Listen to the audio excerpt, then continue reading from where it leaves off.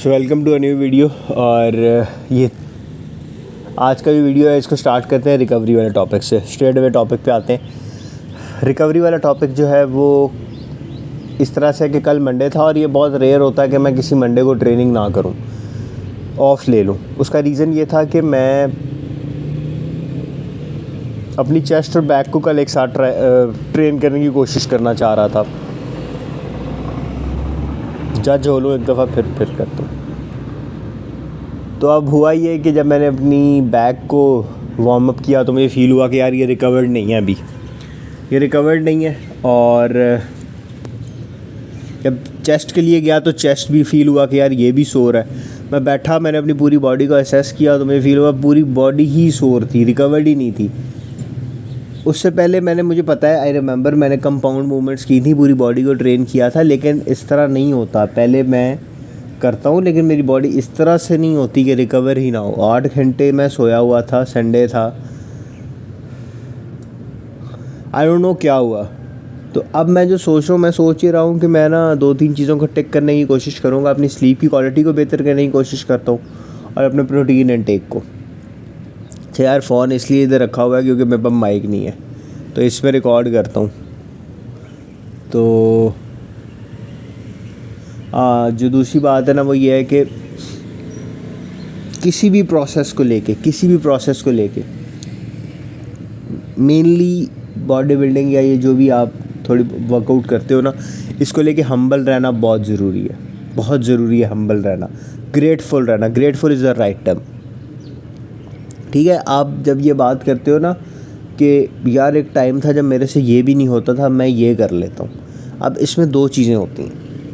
एक तो ये कि यार हाँ तब ये नहीं होता था, अब मैं ये कर लेता हूँ, तो इसका मतलब है कि ठीक है, I am happy, I am blessed. एक वो है कि यार मैंने खुद किया, मैंने बड़ा तीर मारा है, किया है आपने, इसमें कोई डाउट नहीं है कि आपने किया है। आपकी बॉडी पे आपके अलावा कोई और काम कर ही नहीं सकता। लेकिन यही बॉडी जब हिट बैक करती है तो फिर नहीं बर्दाश्त होता। उसका मैं रीज़न बताता हूँ आपको, पर्सनल बताता हूँ। मैंने कल पिछली वीडियो में बात की थी बैक इंजरी की। वो बैक इंजरी हुई कैसे थी, that is the main point. मैं हमेशा कहता हूँ ईगो लिफ्टिंग नहीं करनी चाहिए, अपनी फॉर्म को सही रखें।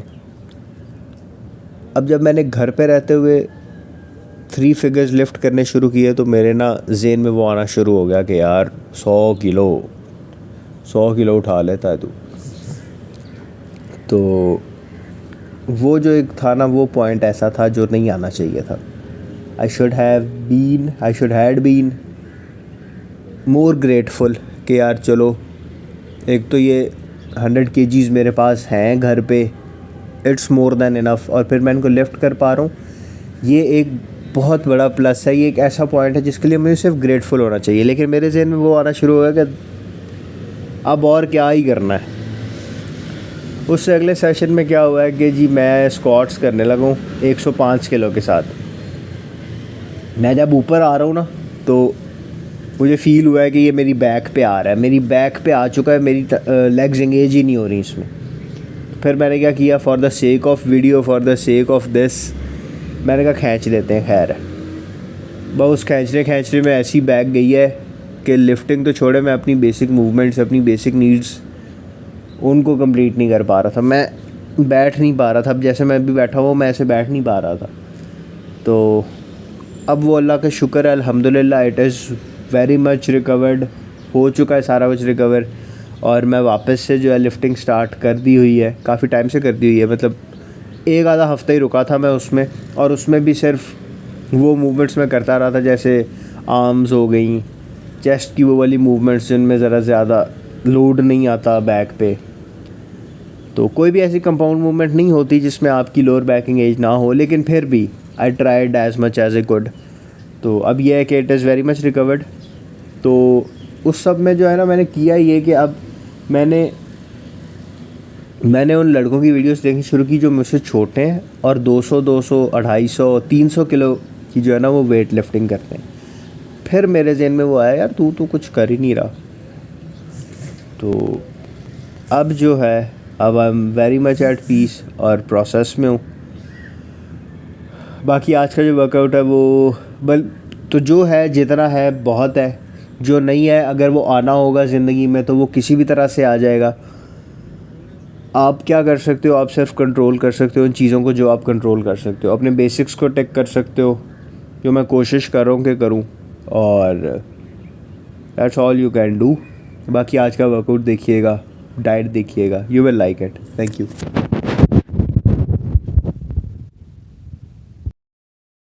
वो एक चीज़ है ना जी कि tell me you are desi without telling me you are desi. तो आज मैं आपको वो करके दिखाता हूँ, उस ट्रेंड को फॉलो करते हैं। आज मेरे एक्सरसाइज वाले सामान के ऊपर कपड़े सूख रहे थे। देसी हाउस होल्ड में ये पता लग जाए ना कि ये इंसान ज़िंदा है, ठीक है, लेकिन ये यहाँ से हिलेगा नहीं 3-4 दिन, ये उसके ऊपर भी कपड़े सूखने के लिए डाल देंगे। एक्सरसाइज देखें।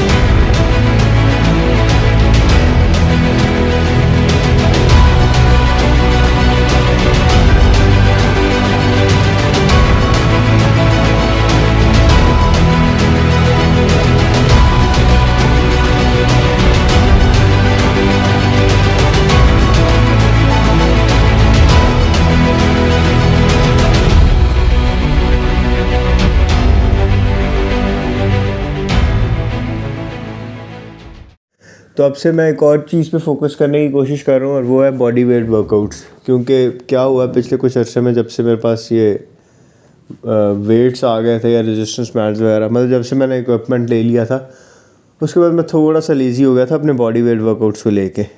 तो अब जो है ना, नेक्स्ट फर्दर जो भी मेरा होगा उसमें मैं बॉडी वेट वर्कआउट्स लाजमी ऐड करूँगा, चाहे वो कोई भी बॉडी पार्ट हो, चाहे तो क्यों ना फुल बॉडी वर्कआउट ही क्यों ना करना पड़े, 15 से 20 मिनट लाजमी जो है ना बॉडी वेट वर्कआउट्स जो है उनको देने। और उससे होता ही है कि बॉडी वेट वर्कआउट्स अगर आप करते रहो ना तो आपके दूसरे वर्कआउट की बेस भी स्ट्रॉन्ग रहती है। तो आपको अगर अपना बॉडी वेट कंट्रोल करना आता है तो उसके बाद अगर आप एक्सटर्नल वेट्स को कंट्रोल करते हो, उनके ऊपर ज़्यादा कंट्रोल होता है आपका। तो इसलिए अगर एक इंसान अपना बॉडी वेट ही नहीं कंट्रोल कर पा रहा तो उसे एक्सटर्नल वेट पे नहीं जाना चाहिए। तो पोस्ट वर्कआउट मील देखिएगा। तो आज के पोस्ट वर्कआउट मील में जो है मेरे पास 3 बॉयल्ड एग्स हैं, और कुछ ज़्यादा मेरा दिल था नहीं खाने का, तो आई थॉट कि जो है सिर्फ जो है ना वो जो एग्स कंज्यूम करता हूँ वो कर लूँ, ताकि जो प्रोटीन का इंटेक है वो ऑप्टिमम हो जाए। बाकी आज वाली जो शुरू में वार्तालाप हुई होगी ना, वो थोड़ी सी लंबी हो गई थी, वो मुझे भी एहसास है उस चीज़ का। तो नेक्स्ट टाइम मैं कोशिश करूँगा कि जितनी चीज़ों को प्रिसाइज रखा जाए, और ये जो है ना उसे क्या कहते हैं, ज्ञान जो है ना वो थोड़ा कम डैश किया जाए। तो अगली जो है ना आने वाली वीडियोस में ख्याल रखूँगा मैं इसका। बाकी thank you very much for watching.